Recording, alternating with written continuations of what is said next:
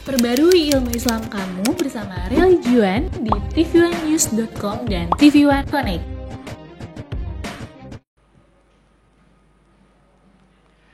Bismillahirrahmanirrahim. Assalamualaikum warahmatullahi wabarakatuh.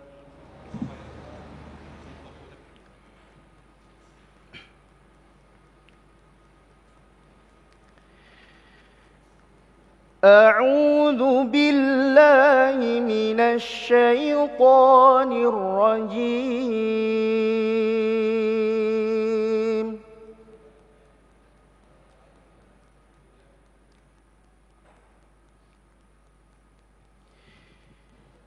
بسم الله الرحمن الرحيم.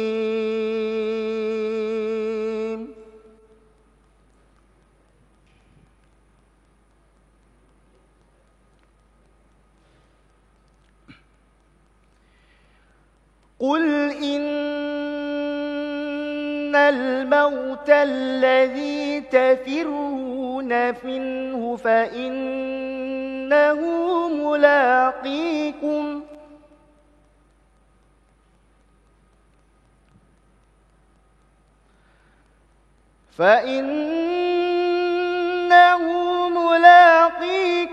ثم تردون إلى عالم الغيب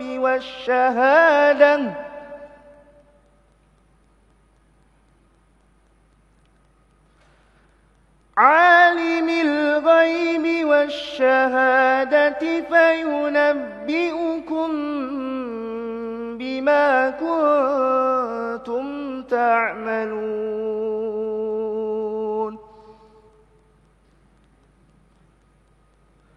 عالم الغيب والشهادة فينبئكم بما كنتم تعملون.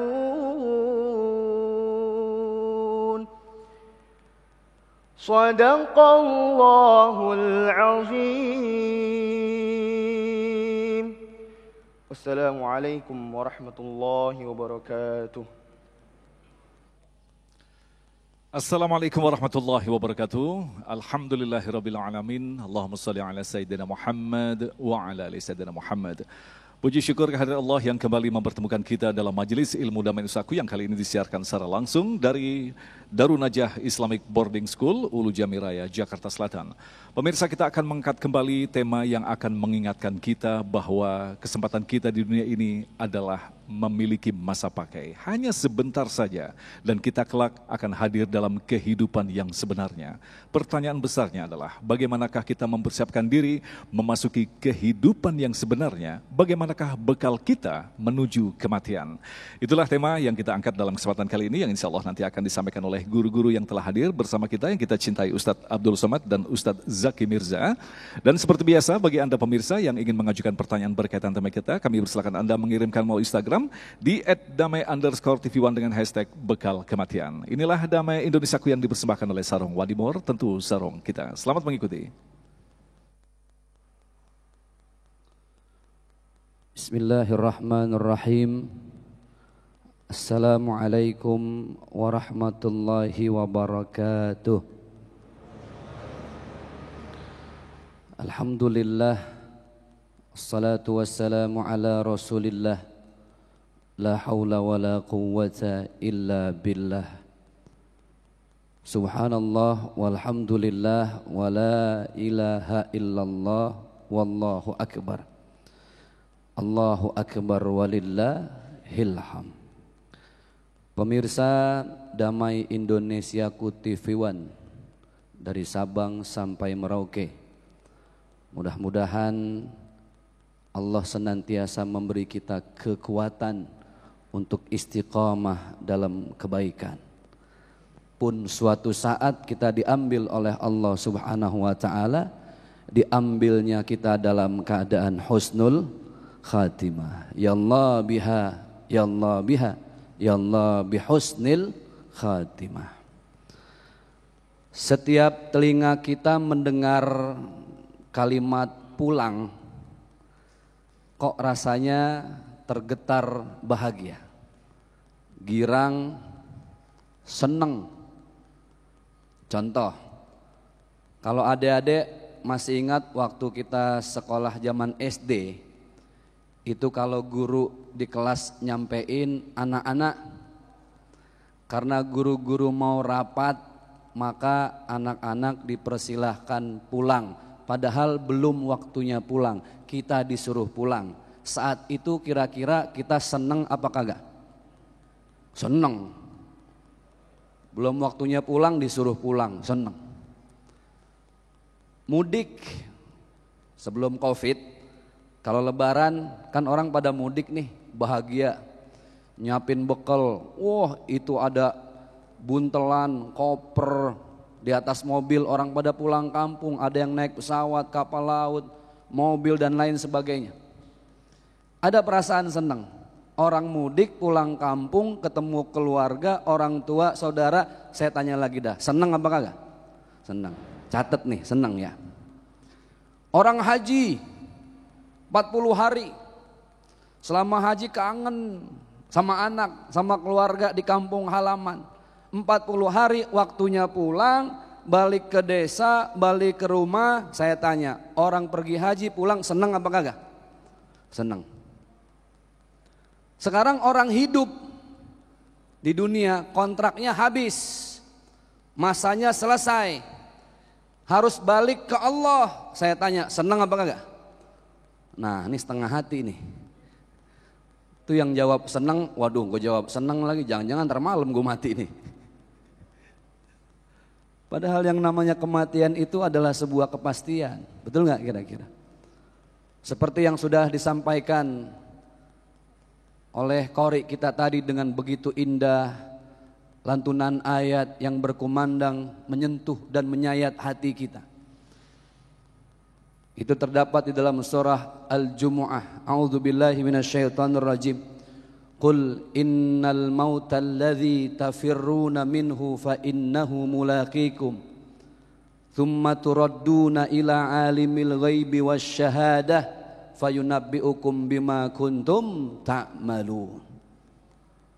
Hadirin pemirsa yang berbahagia, urusan kematian, kita mau kabur kemanapun, mau berlari sekencang apapun, tapi kalau sudah waktunya ajal tiba, Israel menjemput, nggak ada yang bisa nunda-nunda. Kullu nafsin dha'iqatul maut. Semua akan kembali kepada Allah Subhanahu wa ta'ala. Makanya Rasulullah mengibaratkan manusia yang hidup di muka bumi ini seperti orang yang lagi jalan-jalan, rekreasi, tamasya. Kalau orang Betawi bilang plesiran, jon-jonan dah, happy-happy kalau kata anak milenial sekarang. Seperti itulah orang yang hidup di dunia. Sebentar, nggak ada yang lama, sementara transit. Dunia adalah rest area. Yang namanya jalan-jalan, abang, empok, encang-encing semuanya, bapak ibu, orang jalan-jalan pasti pulangnya kepengen bawa oleh-oleh. Betul nggak? Contoh, ini adik-adik putri Ustadz ajak jalan-jalan ke Palembang. Kira-kira kalau dari Palembang oleh-oleh bawanya apa? Halo? Masih hidup? Alhamdulillah ada suaranya. Kirain udah lenyap kali. Dari Palembang pulang bawa oleh-oleh apa? Apal. Apal ya urusan makanan. Pak, kalau kita jalan-jalan ke Sumedang oleh-olehnya apa, Pak? Oh, apal. Kalau ke Garut, lah apal lagi. Ya. Kalau ke Madura pulangnya bawa apa kira-kira tuh? Apa? Celurit. Lo galak amat Pak, garam. Setiap tempat, setiap wilayah pasti punya oleh-oleh. Allah Subhanahu wa ta'ala menyatakan manusia pulang pasti kudu bawa oleh-oleh. Kudu, paham kudu ya? Pasti harus bawa oleh-oleh. Mau kagak mau, kudu nenteng. Apalagi kalau di orang Betawi ada tetangga pergi haji, pulang gak nenteng oleh-oleh, ya Allah diomonginnya 3 bulan bang. Nenteng zam-zam kagak, korma boro-boro. Itu jadi omongan emak-emak di tempat gerobak sayur. Apa kata yang atuh? Pemumun, kan begitu kalau gosip ya. Pemumun, lu tahu nggak tuh tangga kita si Rogaye? Wah, ada nggak yang namanya Rogaye di sini nih? Nah kalau ada apes betul Rogaye. Tuh Rogaye pulang nggak nenteng apa-apa. Padahal pergi haji 40 hari, korma kek, jam-jam kek, pacar Arab kek, rumput Fatimah kek, boro-boro, pulang kagak bawa nenteng oleh-oleh diomongin. Apalagi kita jalan-jalan di dunia sebentar nggak ada yang lama, pulang kudu bawa oleh-oleh, bekal. Allah Subhanahu wa taala menegaskan, A'udzubillahi minasyaitonirrajim. Yauma la yanfa'u malun wala banun illa man atallaha biqalbin salim. Ternyata la yanfa'u malun wala banun, harta nggak bisa nolong. Anak yang kita bangga-banggain juga nggak bisa nolong. Ternyata oleh-oleh terindah yang kita tenteng, kita persembahkan kepada Khaliqus samawati wal ard. Allah yang meninggikan langit, Allah yang menghamparkan daratan. Apa oleh-oleh yang kita persembahkan? Tidak lain adalah qalbun salim, hati yang bersih. Di dalam salah satu hadis, baginda Rasulullah SAW beliau bersabda, ini hadis sudah hafal, terutama kita yang di pesantren ya. Dari kelas 1 sanawiyah udah kita hafal ini. Maqala Nabi SAW, baginda Rasulullah beliau bersabda, idza mata ibnu Adam in qata'a amaluhu illa min. Oh hafal, berarti lagi hafalan nggak berdiri yang model begini nih. Yang pertama shadaqatin jariyatin, sedekah jariah, hafal semua. Aw ilmin yuntafa'u bihi, ilmu yang bermanfaat. Yang ketiga aw waladin salihin yad'ulah. Jadi ini oleh-olehnya yang akan kita persembahkan untuk siapa? Untuk Allah Subhanahu wa ta'ala. Sesayang-sayangnya suami sama bini, nggak ada bini yang mau nemenin lakinya meninggal di kuburan, betul nggak bu? Tuh. Secinta-cintanya kita sama harta, nggak akan mau kita membawa harta karena harta tidak mampu memberikan pertolongan. Pertanyaannya, kenapa sekarang orang takut mati? Padahal mati ditakutin pasti bakal sampai, betul nggak? Saya tanya di sini ya. Di sini yang kagak mau mati angkat tangan dah. Nah kagak ada. Saya tanya lagi, sekarang yang mau mati angkat tangan. Bagaimana sih urusan? Kagak mati nggak mau, mati ogah. Nih jangan-jangan yang datang dedemit semua kali ya. Semua pasti bakal mati. Pertanyaannya satu, kenapa kita takut mati? Alasannya dua. Satu, manusia takut mati karena dia terlalu cinta dunia. Terlalu memiliki dunia, sehingga ketika dipisahkan oleh Allah hidupnya dengan dunia, dia belum siap. Dia merasa memiliki, padahal hakikatnya harta, jabatan, apapun yang bersifat duniawi itu bukan untuk dimiliki, tapi hanya untuk kita titipi. Merasa dititipi oleh Allah Subhanahu wa ta'ala. Yang kedua, kenapa manusia takut mati? Alasannya adalah karena bekalnya belum siap. Bekalnya belum siap. Orang kalau bekal belum siap nggak berani mudik. Orang bekal belum siap nggak berani berangkat haji. Pun sama, maka perbanyaklah bekal kita untuk kembali kepada Allah. Mudah-mudahan ini bisa bermanfaat dunia akhirat untuk kita semua. Amin ya rabbal alamin. Baik, terima kasih Ustaz Zaki yang baru saja menyampaikan mukadimah, dan itulah tadi mukadimah yang insya Allah nanti mengantarkan kita pada diskusi kita lebih dalam lagi, persiapan apa yang sesungguhnya harus kita lakukan untuk menjemput kematian. Itulah pertanyaan yang insya Allah akan dijawab oleh guru kita Ustaz Abdul Somad. Selepas pesan-pesan berikut ini tetaplah bersama kami Damai Nusaku yang dipersembahkan oleh Sarong Wadimor, tentu sarong kita.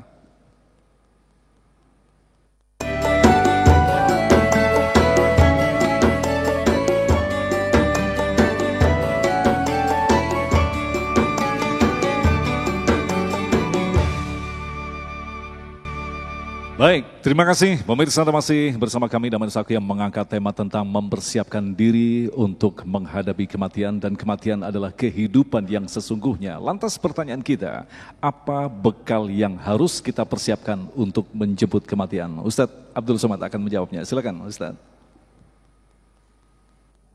Bismillahirrahmanirrahim. Assalamualaikum warahmatullahi wabarakatuh. Alhamdulillahi wa kafa wassalatu wassalamu ala al-habibil mujtaba wa ala alihi wa ashabihi ahli sidqi wal wafa. Subhanaka la ilma lana illa ma 'allamtana innaka antal alimul hakim. Rabbi shrah li sadri wa yassir li amri wahlul 'uqdatam bil lisani yafqahu qawli. Mungkin terlintas terbetik di hati jamaah hari ini melihat tatapan mata Ustadz Abdul Somad dan raut wajahnya tak seperti biasa. Karena memang kita berada di tempat yang luar biasa.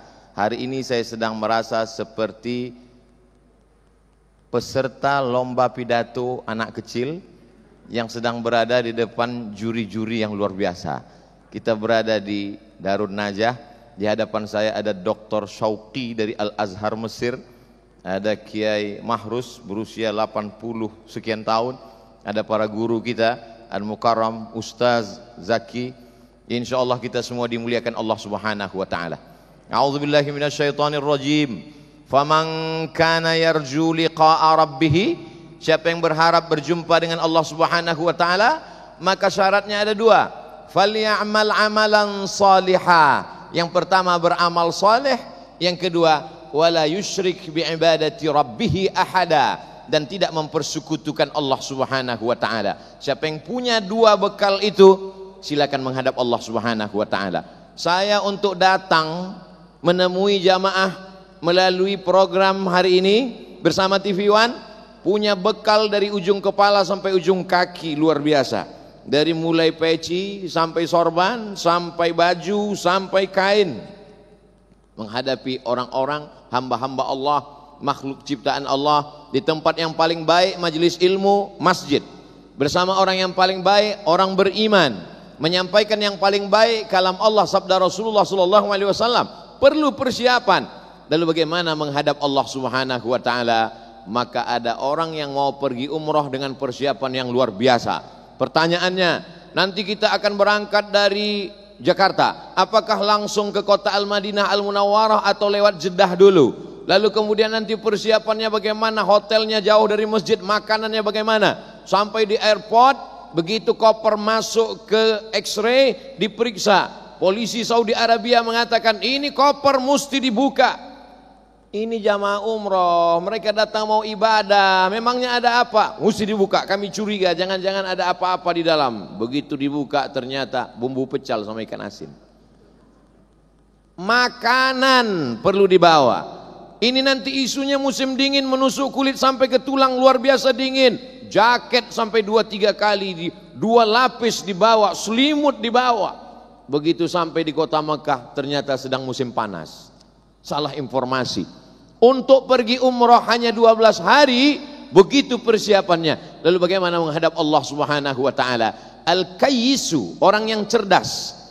Orang yang cerdas bukan yang IP-nya 4. Orang yang cerdas bukan yang EQ-nya tinggi hebat. Orang yang cerdas mandana nafsahu, siapa yang mampu menekan hawa nafsunya, wa amila lima ba'dal maut, dan dia berpikir apa yang akan dia bawa mati menghadap Allah Subhanahu wa taala. Yang mewakafkan tanah ini adalah orang yang paling cerdas. Kenapa?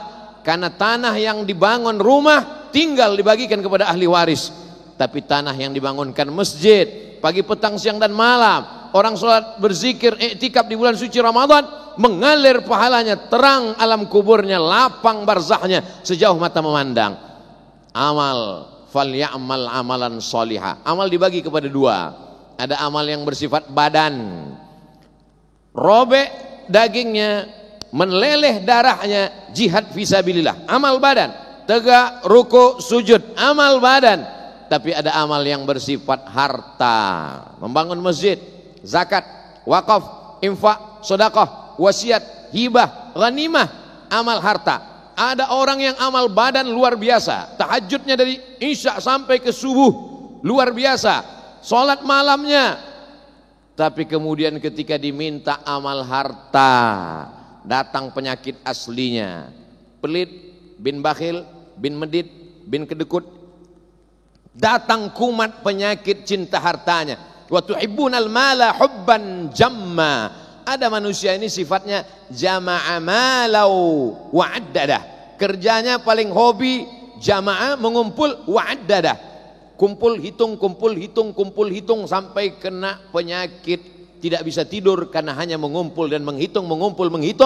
Hanya sempat mampir di rekening banknya tapi tidak sempat dibawanya mati menghadap Allah Subhanahu wa ta'ala. Ada amal badan, ada amal harta. Amal badan sudah, amal harta sudah, tapi ada amal keringatnya tidak menetes, darahnya tidak mengalir, uangnya tidak keluar. Bukan amal badan, bukan amal harta. Amal apa namanya? Inilah dia amal hati. Jadi Pak Ustadz, uang tidak keluar? Tidak. Badan juga tidak capek, tidak lelah? Tidak. Amal hati, iya. Kalau gitu saya milih amal hati aja lah. Manusia selalu mementingkan kepentingan pribadinya. Kalau capek, kalau lelah, tidak mau beribadah. Kalau uang keluar, tidak mau beribadah. Kalau begitu amal hati aja. Justru amal hati yang nampaknya ringan tapi beratnya luar biasa. Apa itu amal hati? Ikhlas. Apa itu amal hati? Ridha. Apa itu amal hati? Zikir. Apa itu amal hati? Maka udkhulu min abwabin mutafarriqah, masuklah kamu ke Mesir dari pintu yang banyak. Begitu pesan Nabi Yakub kepada anaknya yang akan mencari Yusuf, masuklah kamu ke Mesir dari pintu yang bermacam ragam. Artinya apa? Kalau kita tidak sanggup dengan ibadah badan, ibadah harta. Kalau tidak sanggup ibadah harta, ibadah badan. Ibadah badan tidak sanggup, ibadah harta tidak kuasa, kita masih bisa beramal hati. Saudaraku yang terbaring di rumah sakit, tidak bisa bersedekah karena sudah cukup banyak uang untuk opname, beli obat dan lain sebagainya. Saudaraku yang terbaring di ruang ICU, tidak bisa tegak sholat berdiri sempurna, tidak bisa iktikaf di waktu malam, masih ada amal hati yang bisa kau laksanakan. Ikhlas, ridha, menerima ketetapan Allah Subhanahu wa ta'ala. Man lam yardha biqadai, siapa yang tidak ridha menerima takdirku, walam yasbir bibalai, tidak sabar menerima ujianku, falyatlub rabban siwaya, carilah Tuhan selain aku. Na'udzubillah. Maka orang-orang yang ridha menerima ketetapan Allah, itulah orang yang diridhai Allah Subhanahu wa ta'ala. Sayyidina Abu Bakar As-Siddiq radhiyallahu an, Abu Bakar radhiyallahu an, Umar ibn al-Khattab radhiyallahu an, Sayyidatuna Aisyah radhiyallahu anha. Kenapa mereka disebut orang yang diridhai Allah? Karena mereka ridha menerima ketetapan Allah Subhanahu wa ta'ala. Maka sesungguhnya dalam kisah para nabi-nabi itu, ada nabi yang memberikan hartanya. Sayyidina Sulaiman, Sayyidina Muhammad sallallahu alaihi wasallam, tanah dia belikan, dilaksanakan pembangunan Masjid Nabawi, sampai hari ini mengalir pahalanya. Walaupun dia seorang nabi, Sayyidul Anbiya wal Mursalin, Sayyidul Bashar, Sayyidul Khalqi Ajma'in, tapi tetap dia ingin mendapatkan amalan pahala harta. Bagaimana ibadah badannya? Karena Rasulullah sallallahu alaihi wasallam yaqumu minal lail, Nabi kalau salat malam hatta tatafattara qadamahu, sampai bengkak kedua kakinya. Kenapa kakinya bengkak? Karena tegaknya lama. Kenapa tegaknya lama? Karena ayatnya panjang. Sampai-sampai Ummul Mukminin Aisyah berkata, kenapa kau lakukan ini? Lima fa'alta hadza ya Rasulullah? Laqad ghafarallahu laka ma taqaddama min dzambika wa ma ta'akhkhar. Dosamu yang lalu, yang sekarang, yang akan datang sudah diampunkan Allah. Kenapa engkau masih salat lama? Ayatnya panjang, tegakmu sampai darah turun ke kaki.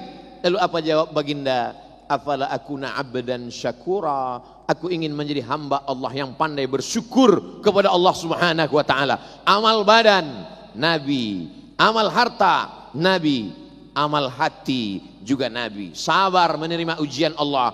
Alam yajidka yatiman fa'awa, lahir sebagai seorang yatim, diambil ibunya, dia ridha menerima ketetapan Allah. Di saat serangan kafir Quraisy luar biasa, tempat bergantungnya dua, yang pertama Abu Talib, yang kedua Khadijah. Kedua tempat bergantung itu patah.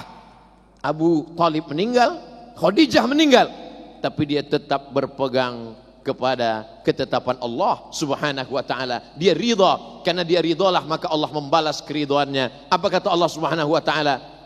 Wala sawfa yu'tika rabbuka fatarda. Apapun yang kau mau, maka aku akan berikan. Kalau kau beramal karena ingin surga, belum tentu dapat surga. Kalau kau beramal karena takut neraka, belum tentu jauh dari neraka. Tapi kalau kau amal ingin cari ridha Allah, kalau Allah sudah ridha, apapun yang kau inginkan akan kau dapatkan insyaallah. Mudah-mudahan kita termasuk orang-orang yang beramal harta, amal badan, dan amal hati menghadap Allah Subhanahu wa taala. Terima kasih. Assalamualaikum warahmatullahi wabarakatuh. Waalaikumsalam warahmatullahi wabarakatuh. Baik pemirsa yang dirahmati Allah, itulah tadi beberapa mukadimah yang disampaikan oleh guru-guru kita. Kita tentu saja akan memperkaya tema bahasan kita tentang mempersiapkan diri menghadapi kematian dalam diskusi kita yang kami siapkan 3 segmen untuk Anda. Selepas pesan-pesan berikut ini, tetaplah bersama kami, Damai Indonesiaku. Ya, pemirsa, peristiwa tadi tentu saja merupakan nasihat bagi kita yang menegaskan bahwa kualitas seseorang ditentukan pada akhirnya. Kita tentunya ingin mendengarkan sedikit komentar dari guru kita tentang peristiwa yang baru saja kita saksikan tadi. Ustadz Abdul Somad terlebih dahulu, silakan. Beliau meninggal pada saat sholat, pada saat mengaji, atau pada saat apapun. Jadi kualitas seseorang ditentukan pada akhirnya. Husnul khotimah atau syu'ul khotimah. Na'udzubillah. Bagaimana Ustaz mengomentari apa yang telah kita saksikan tadi?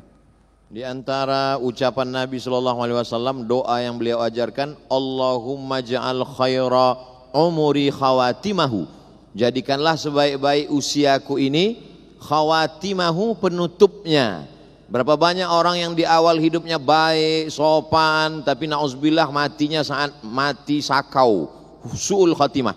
Dari ungkapan inilah kita selalu berdoa, Allahumma khtim lana bi husnil khatimah. Tutuplah usia kami ini dengan husnul khatimah. Harinya hari Jumat, Sayyidul Ayyam, induk dari segala hari. Di dalam tempat yang paling mulia, permukaan bumi Allah yang paling mulia, masjid. Puncak daripada ibadah sholat Jumat adalah khutbah Jumat. Orangnya pasti dalam keadaan suci, berwudu dan meninggal pada saat itu. Maka itulah kematian yang paling indah. Adapun orang yang mencari-cari kesalahan, iya kalau niatnya ikhlas. Kalau enggak, masalah niat bukan urusan kita. Nahnu nahkumu bizzawahir wallahu yatawallas sarair. Kita hanya melihat zahirnya saja. Zahirnya mulia-mulia semua. Adapun masalah urusan batin Allah Subhanahu wa taala. Setelah orang meninggal, apa yang perlu kita sebutkan? Uzkuru mahasina mautakum. Orang-orang yang sudah meninggal, sebut yang baik-baiknya saja. Adapun video kedua, pada saat itu beliau pasti sedang berwudu. Kenapa? La yamassuhu illal mutahharun. Tidak mungkin dia membaca menyentuh Quran kecuali dalam keadaan suci. Dan yang sedang dia baca itu adalah kalam Allah. La ya'tihil batilu min baini yadayhi wala min khalfih. Tidak ada kebatilan sama sekali. Dan saat itu di majlis yang mulia, majlis yang dibanggakan Allah kepada para malaikat. Majtama'a qaumun fi baitin min buyutillah. Sekelompok orang berkumpul, yatsluna kitab Allah, membaca kitab suci Allah, wa yatadarasunahu fima bainahum. Acara haul, mereka sedang mengenang kematian, berzikir menyebut nama Allah, membaca kitab Allah di majlis orang beriman. Maka lalu kemudian dibalas Allah 4, nazalan alaihimus sakinah, turun ketenangan, ghasyiyat bihimur rahmah, diliputi rahmat, hafat bihimul malaikah, dikelilingi oleh para malaikat, wa dzakarahumullahu fiman indah, dibanggakan Allah Ta'ala kepada para malaikat yang dulu ketika Allah menciptakan malaikat, malaikat komplain, ataj'alu fiha may yufsidu fiha wa yasfikud dima. Untuk apa kau ciptakan mereka hanya akan berkelahi, menumpahkan darah, berperang? Allah mengatakan, ini hambaku sedang baca Quran, ini hambaku sedang khutbah. Ditutup Allah dengan kebaikan. Tapi itu kan garis finishnya. Mengapa dia bisa sampai ke situ? Ada amal-amal soleh. Mudah-mudahan kita pun menutup usia kita dengan husnul khatimah. Amin. Nah, apakah ini menegaskan sebuah hadis yang menegaskan bahwa kematian seseorang sesuai kebiasaannya? Atau seperti apa penjelasannya tadi Ustaz?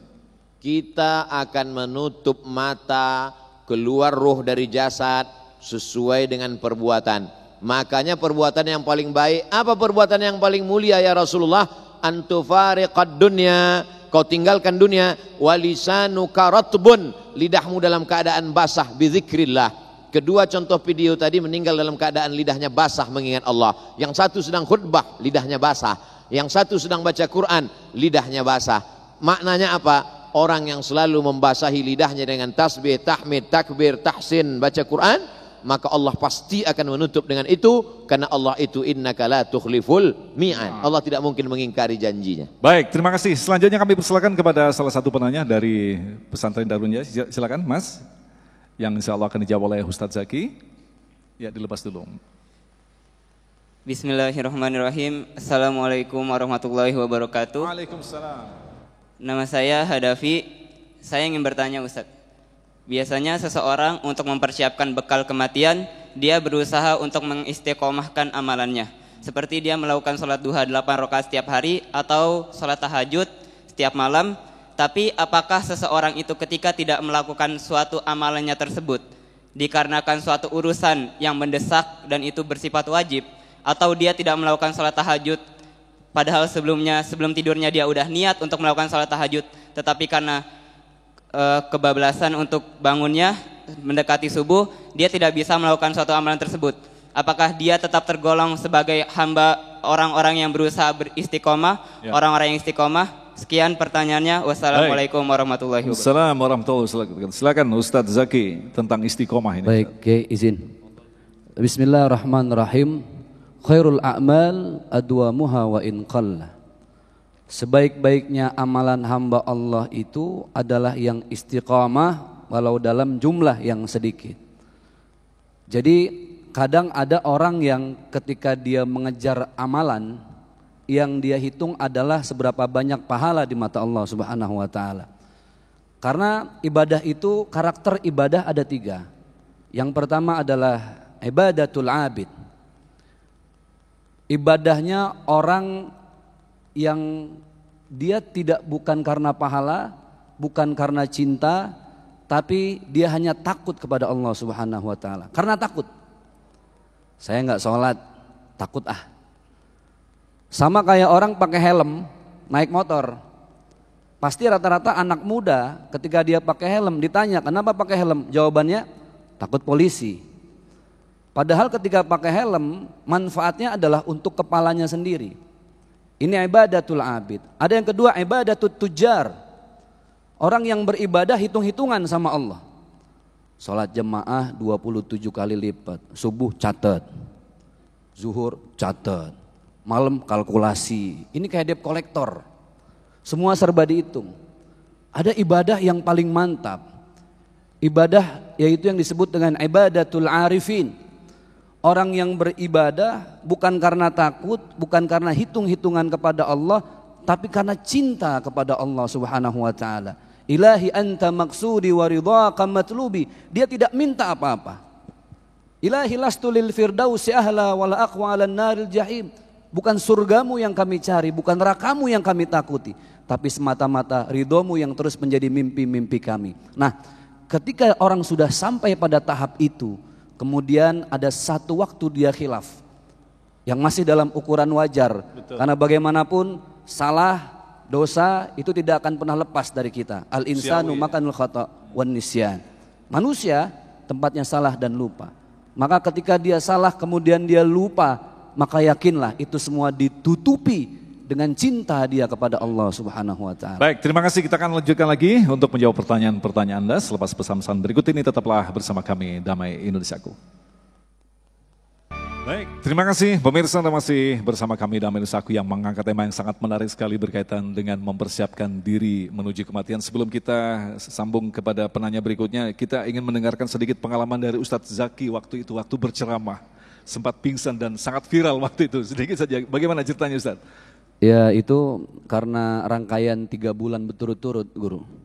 Jadi ada program donasi wakaf Al-Quran, donasi peduli Palestina. Jadi saya keluar masuk daerah, wilayah, karena tidak terlalu ketat ya. Seperti di Jakarta, dari mulai Aceh, dari Subulus Salam terus turun ke bawah sampai ke Pekanbaru, ke Batam juga. Ya merasa kuat fisik. Tadi beliau sempat bilang nggak akan pernah bisa kecuali istirahat. Ya betul, karena memang Allah sudah menciptakan segala sesuatu ada ukurannya gitu. Wa ja'alna laila libasa wa ja'alna nahara ma'asya. Kita malam disuruh tidur istirahat. Nanti nyari maisha itu siang. Ini kadang enggak. Hayu aja, tapi geber ya mudah-mudahan ada hikmahnya lah. Insya Allah. Baik, selanjutnya kita akan berikan kesempatan kepada penanya berikutnya, Mbak Yuyun. Oke, silakan yang akan dijawab oleh Ustadz Abdul Somad. Silakan. Bismillahirrahmanirrahim. Assalamualaikum warahmatullahi wabarakatuh. Mohon izin bertanya kepada Ustadz Abdul Somad.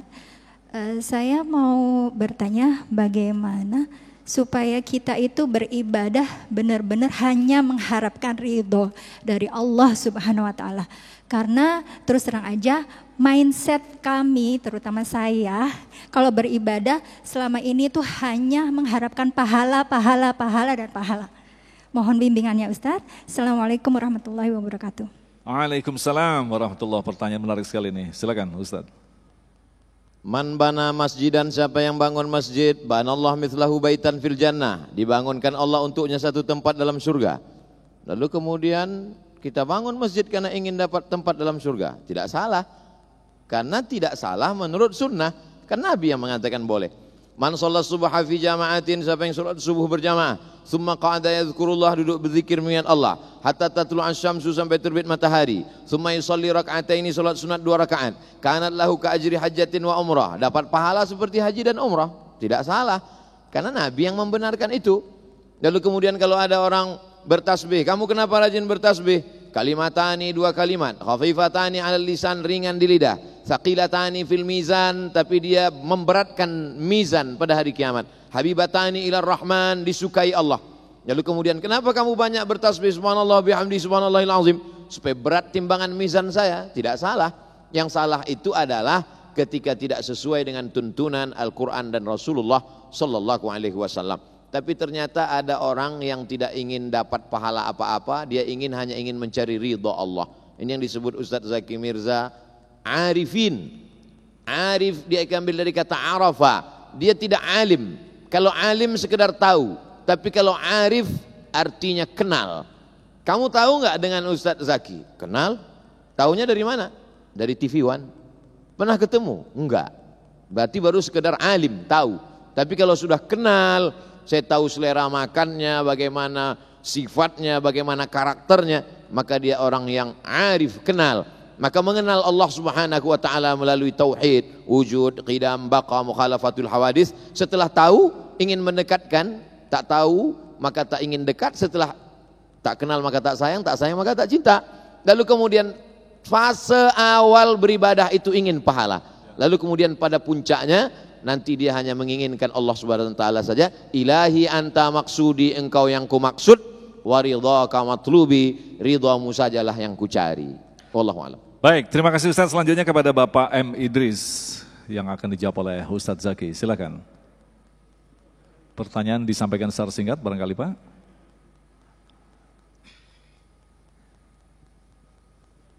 Sudah nyala. Bismillahirrahmanirrahim. Assalamualaikum warahmatullahi wabarakatuh. Nama ana Muhammad Idris. Ingin izinkan ana untuk mengajukan pertanyaan. Ya.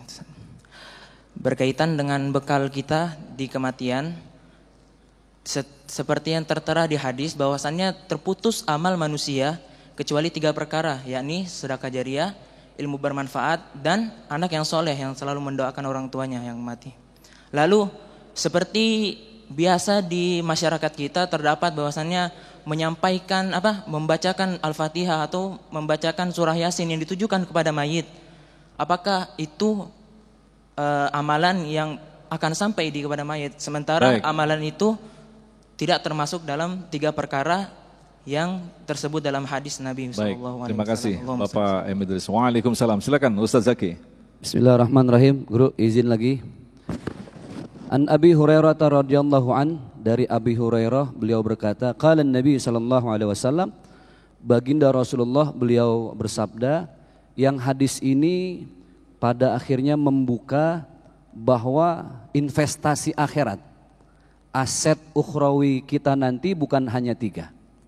Wa qala Nabi sallallahu alaihi wasallam, inna mimma yalhaqul mu'min min amalihi wa hasanatihi ba'da mautihi. Sesungguhnya ada 7 amalan. Berapa amalan, Bu? 7. Yang pada akhirnya nanti akan menghampiri jasad kita. Saat tubuh sudah tertindih tanah, terhimpit papan, tidak ada yang bisa menolong, 7 hal itulah yang akan menghampiri kita. Yang pertama adalah ilmu yang bermanfaat. Allamahu wa nasyarahu. Kan syarat ilmu itu menjadi bekal di akhirat, pertama kita mencari ilmu, yang kedua kita mengamalkan, Yang ketiga adalah mensyiarkan. Makanya pas tulisan di sini Ustaz nih, balighu anni walau ayat. Sampaikan walau satu ayat. Ini namanya promo Mas Agung. Supaya kopiahnya laku nanti. Itu yang pertama. Jadi ilmu yang bermanfaat. Bermanfaat bukan hanya untuk dirinya sendiri. Tapi dia amalkan wa nasyarahu. Tapi juga dia amalkan kemana-mana. Dia sebarkan kemana-mana. Yang kedua adalah awwaladan salihan tarokahu. Ada anak yang saleh yang dia tinggalkan. Dia berdoa. Dia kirimkan Al-Fatihah. Dia bacakan surat Yasin. Nah ini yang mau kita bahas. Ada yang pernah tanya sama saya, Ustadz, kalau kita ngirim Al-Fatihah buat orang yang sudah meninggal, sampai apa kagak? Sambil bercanda saya jawab gini, ibu kalau nggak percaya, ibu ngirim Al-Fatihah yang sudah buat orang sudah meninggal sampai apa enggak, yang enak ibu mati aja dulu Bu. Setelah ibu dikuburin, saya kirim Fatihah, kalau sampai ibu tolong WA saya. Artinya apa? Dalam urusan khilafiyah bagaimanapun, ketika itu benar pahalanya 2. Tapi salah dia hanya 1. Kewajiban kita hanya menyampaikan doa saja. Tidak ada hadiah yang terindah untuk orang yang sudah meninggal. Kecuali aset-aset ukhrawi yang disampaikan oleh baginda Rasulullah Sallallahu Alaihi Wasallam. Maka dari itu keyakinan kita hanya sampaikan itu, sampai atau tidak itu bukan urusan kita, tapi serahkan kepada Allah Subhanahu Wa Taala. Baik, terima kasih. Insya Allah di segmentasi yang berikutnya nanti kita akan menjawab pertanyaan Anda yang telah mengirimkan melalui Instagram. Tetaplah bersama kami Damai Indonesiaku. Terima kasih pemirsa, Anda masih bersama kami Damai Indonesiaku, dan selanjutnya kami persilakan untuk kita jawab pertanyaan-pertanyaan berikut yang telah Anda kirimkan melalui Instagram. Yang pertama ini akan dijawab oleh Ustadz Somad. Assalamualaikum Ustadz, mohon dijelaskan bagaimanakah ciri-ciri orang yang akan mati syahid? Adakah ciri-ciri tertentu? Silakan Ustaz. A'udzubillahi minasyaitonirrajim. Wa ma tadri nafsum madza taksibu ghada. Tidak ada yang tahu apa yang akan terjadi besok pagi. Wa ma tadri nafsum bi ayyi ardin tamut. Tidak ada yang tahu di mana dia akan mati. Lalu kemudian bagaimana orang tahu bahwa dia akan mati syahid? Wallahu a'lam bishawab. Ittaqu firasatal mu'min fa innahu yanzuru binurillah. Takutlah kamu pada firasat orang beriman, karena dia memandang sesuatu dengan cahaya dari Allah Subhanahu Wa Taala. Maka ada istilah teori kasyaf. Kasyaf artinya tirai yang tersingkap. Bisa jadi dari mimpi, bisa jadi dia menampak sesuatu ditunjukkan Allah Subhanahu Wa Taala. Illa man irtada. Ada orang-orang yang diridhai Allah lalu ditunjukkan Allah penampakan itu. Tapi itu tidak bisa di request, tidak bisa diminta. Itu bukan kemauan kita tapi kemauan Allah Subhanahu Wa Taala. Syahid artinya syahid, melihat. Kenapa disebut dia melihat? Karena sebelum mati itu malaikat sudah mengepakkan sayapnya dan dia melihat tempatnya di surga. Itu makanya orang yang mati syahid itu tersenyum. Walaupun mati itu kullu nafsin dha'iqatul maut, sakit, tapi rasa sakitnya kalah disebabkan indahnya surga yang dia lihat. Dan itu hanya penampakan surga saja. Surga yang hakiki adalah mala a'yunun ra'at, belum pernah dilihat mata, wala uzunun sami'at, belum pernah didengar telinga, wala khatara ala qalbi bashar, belum pernah terlintas di hati manusia. Lalu kemudian syahid maknanya masyhud, mati yang dipersaksikan oleh para malaikat. Seluruh malaikat-malaikat menyaksikan dia. Sebelum mati itu malaikat turun. Innalladzina qalu rabbunallah, orang yang berkata Rabbku Allah, tsumma istaqamu, istiqamah dia. Tatanazzalu alaihimul malaikah, maka turun malaikat. Orang yang mati syahid termasuk yang istiqamah. Lalu turun malaikat, apa kata malaikat? Allah takhafu, jangan kau takut. Wala tahzanu, jangan sedih. Orang yang mau mati itu ada 2 perasaan. Pertama takut, yang kedua sedih. Apa beda takut dengan sedih? Takut masa depan, sedih masa lalu. Takut menghadapi masa depan, maka hilang takutnya, hilang sedihnya. Setelah malaikat berbisik Allah takhafu wala tahzanu, setelah hilang takut dan sedihnya, datang bahagianya. Karena malaikat wa absyiru bil jannati allati kuntum tu'adun, kau berbahagia dengan yang dijanjikan Allah Subhanahu wa taala. Wallahu a'lam bishawab. Baik, selanjutnya Ustadz Zaki, ini pertanyaan menarik sekali. Ketika saya mengaji melalui media sosial, ini kan tentu saja berganti-ganti narasumber. Artinya dia ada semangat untuk mengaji. Apakah ibadahnya tersebut diterima? Kan bisa jadi guru-gurunya berbeda Ustadz di sini Ustadz. Nah, apakah di sini ibadah mengaji melalui YouTube, media sosial itu diterima ibadahnya berkaitan dengan kematian tadi Ustadz? Baik, bismillahirrahmanirrahim. Allah Subhanahu wa taala berfirman, "Wa ma khalaqtul jinna wal insa illa liya'budun." Memang tugas kita sebagai hamba Allah yang paling utama adalah beribadah. Dan salah satu kewajiban beribadah kita itu adalah ketika kita menuntut ilmunya Allah Subhanahu wa taala. A'udzubillahi minasyaitonirrajim. Yarfa'illahu alladhina amanu minkum walladzina utul ilma darajat. Orang yang derajatnya diangkat oleh Allah Subhanahu wa taala, amanu minkum, bukan hanya beriman tapi dia terus menuntut ilmu. Nah, menuntut ilmu ini tentunya bisa menyesuaikan dengan keadaan zaman sekarang. Tapi bagaimanapun sebaik-baiknya kita menuntut ilmu ketika ada pembimbingnya, ketika ada murabbinya, ketika ada musrifnya, ketika ada yang mengarahkan. Karena bagaimanapun untuk menuju kepada Allah kita tidak mudah untuk berjalan sendiri. Jadi carilah guru yang tepat. Bagaimana dengan kita belajar di YouTube, melihat Ustadz Abdul Somad tausiah lagi iseng-iseng, bukankah ini sesuatu justru yang mempermudah siapapun bisa menuntut ilmu? Sekarang supir angkot bisa lihat tausiah beliau. Sekarang tukang sampah pun bisa melihat tausiah beliau. Artinya menuntut ilmu walaupun lewat digital itu bagian dari ibadah kepada Allah Subhanahu wa taala. Mudah-mudahan bermanfaat. Nah Ustadz, mungkin bisa ditambahkan sedikit, artinya kan ketika kita mengambil ilmu dari media sosial dan sebagainya kadang-kadang tidak tuntas. Artinya pemahaman kita secara utuh tentang pemahaman Islam itu tidak tuntas. Lantas bagaimanakah kita harus memberikan pemahaman bahwa mengaji seperti ini nampaknya belum lengkap tanpa harus kehadiran di majelis taklim yang sesungguhnya Ustadz? Saya anjurkan supaya tontonlah kajian itu dari awal sampai akhir kalau sifatnya kajian full. Tapi kalau sifatnya tanya jawab yang dipotong, maka cukup dari awal sampai akhir tanya jawab yang 2 menit, yang 3 menit, yang 5 menit. Ada jamaah yang hobinya nonton kajian, silakan. Ada yang hobi nonton tanya jawab saja, karena bagi dia itu sesuatu yang menantang, banyak hal yang baru, silakan. Yang bahaya adalah menonton video adu domba. Nanti video saya dipotong, video Ustadz Zaki Mirza dipotong, lalu dibenturkan, hobinya komen. Nah ini kalau bisa jangan, karena niatnya menuntut ilmu. Wallahu a'lam. Terima kasih Ustadz Abdul Somad dan Ustadz Zaki yang telah memberikan nasihat yang sangat luar biasa sekali. Mudah-mudahan ini menjadi bahan koreksi bagi kita, di mana pada saat ini hingga sampai saat ini kita masih diberikan kesempatan Allah untuk bisa hidup, dan itu adalah catatan bagi kita.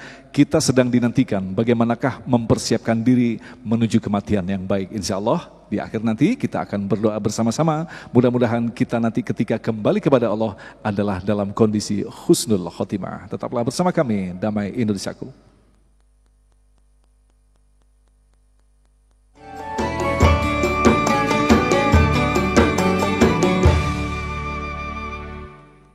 Demikian pemirsa Damai Nusaku untuk hari ini, dan insya Allah besok di Ahad 20 Juni kami akan kembali menghadirkan guru kita Ustadz Abdul Somad dan Ustadz Syarif Matnaji, Agung Izul Haq dan kerabat kerja Damai Indonesiaku, serta pendukung acara ini Sarung Wadimor. Tentu Sarung kita mengucapkan terima kasih atas perhatian Anda. Assalamualaikum warahmatullahi wabarakatuh.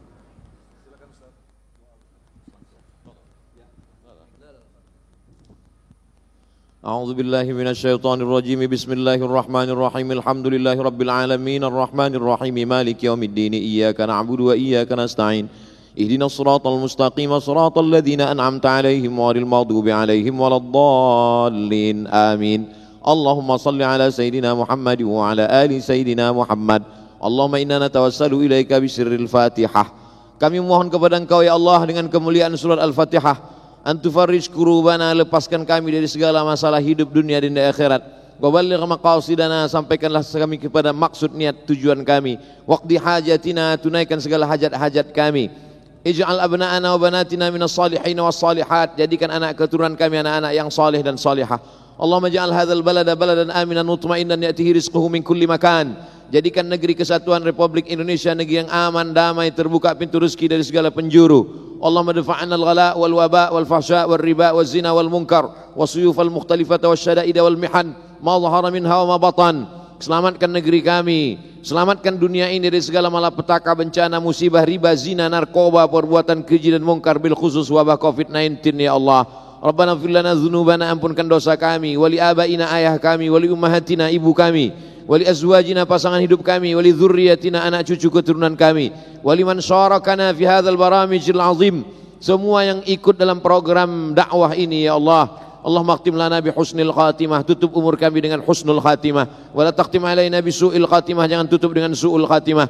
Allahumma ja'al akhir kalamina inda intihai ajalina, jadikan akhir kalam kami ketika ajal kami sampai, saat malaikat maut mencabut nyawa kami, Kalimat terakhir yang keluar dari mulut kami, la ilaha illallah Muhammad Rasulullah sallallahu alaihi wasallam. Kalimatu haqqin 'alaiha nahya, dengan itu kami hidup, wa 'alaiha namutu, dengan itu kami mati, wa biha nub'atsu, dengan itu kami akan dibangkitkan di padang mahsyar nanti ya Allah. Rabbana atina fid dunya hasanah wa fil akhirati hasanah wa qina adzabannar wa adkhilnal jannata ma'al abrar ya aziz ya ghaffar. Wa sallallahu ala sayyidina wa maulana wa syafi'ina wa dhukhrina Muhammad wa ala alihi wa sahbihi wa sallam walhamdulillahi rabbil alamin.